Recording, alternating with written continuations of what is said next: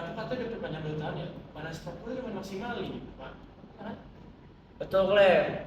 Berdasarkan PP nomor 35 tahun 2001, masa kerja PKWT itu bisa diperpanjang sampai 5 tahun, sudah termasuk perpanjangan. Tapi tenang aja, lu juga bisa dapat uang kompensasi ketika masa kontrak lu udah berakhir. Bagus sih, tapi gue masih agak worry atau khawatir gitu lah. Soalnya kan kalau kata dari kata teman-teman yang outsourcing itu tuh belum aman. Gimana tuh?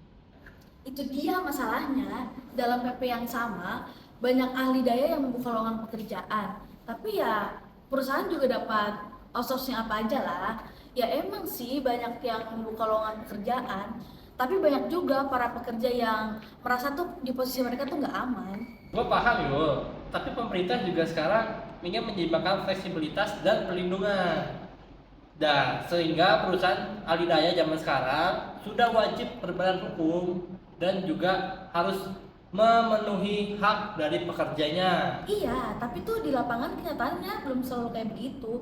Masih banyak yang gajinya telat masuk atau enggak mereka nggak dapat jaminan sosial. Karena tadi kan gue juga denger tuh ada aturan pengupahan yang berubah ya, singkat berubah.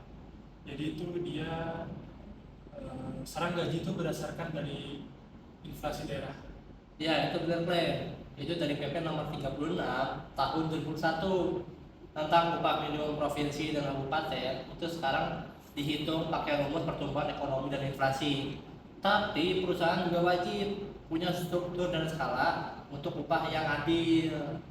Ya, secara teori itu udah bagus, tapi di beberapa daerah banyak sistem sektoralnya tuh dihapus. Ya, akibatnya buruh pabrik banyak kehilangan dasar negosiasi upah mereka yang sesuai dengan beban dasar kerja mereka masing-masing. Sekarang gaji itu bisa lebih pasti, tapi belum tentu adil kan. Iya, benar banget. Jadi kalau misalnya suatu hari kepada PHK tuh ada bantuan nggak sih? Ada, itu bisa diatur dalam PP nomor 37 tahun 2001 tentang jaminan kehilangan pekerjaan. Nah, lu juga bisa dapat duit tunai selama 6 bulan maksimal selama pelatihan pekerjaan, dan juga lu punya akses ke info lowongan pekerjaan yang baru. Iya, programnya itu emang bagus, tapi pelaksanaannya tuh masih butuh waktu. Data pekerjaan juga harus akurat, sama pelatihannya juga harus benar-benar membantu. Berarti itu aturannya sudah melindungi, tapi untuk pelaksanaannya kita masih jadi PR misalnya. Betul, Fred. Pemerintah, perusahaan, dan pekerja juga harus saling bekerjasama dan juga harus saling jujur, Fred, dalam menjalankan peraturan-peraturan ini agar dapat berjalan dengan lancar. Setuju sih gua. Supaya kesejahteraan tuh bukan hanya di atas kertas, tapi ya kenyataan di lapangan juga. Pesan moralnya adalah regulasi ketenagakerjaan di Indonesia hadir untuk menyeimbangkan kepentingan antara pekerja dan perusahaan.